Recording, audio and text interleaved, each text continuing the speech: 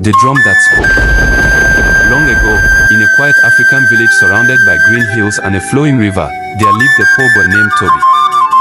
His family was among the poorest in the land.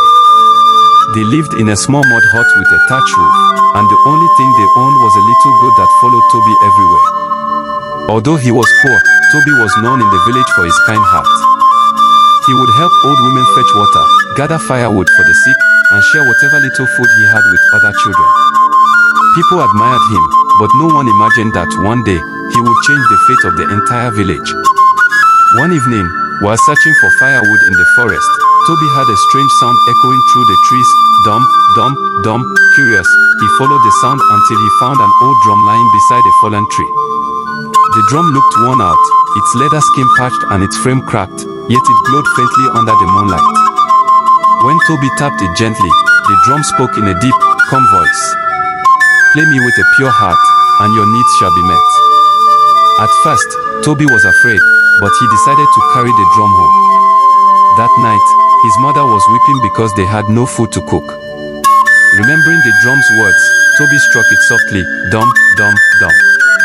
To his amazement, baskets of yam, fish, palm oil, and vegetables appeared before them.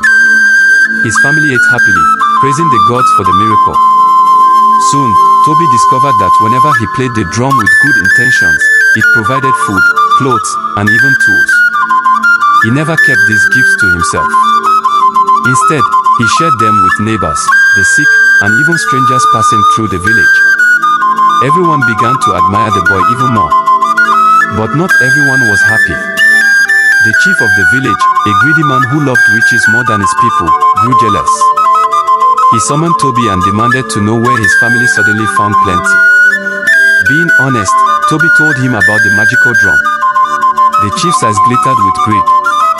He snatched the drum and announced, "From today, this drum belongs to me.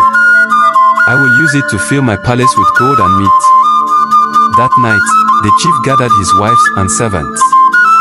With pride, he beat the drum loudly, dum, dum, dum. But instead of food and riches, the drum thundered and released a swarm of angry bees and biting ants.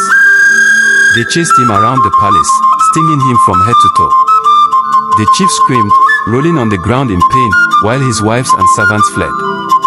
The next morning, bruised and humbled, the chief returned the drum to Toby. He begged for forgiveness, promising never to be greedy again. Toby forgave him, and from that day, the drum remained with the boy. With kindness, Toby used the drum to provide for the whole village. No one went hungry again, and people learned an important lesson. Greed brings sorrow, but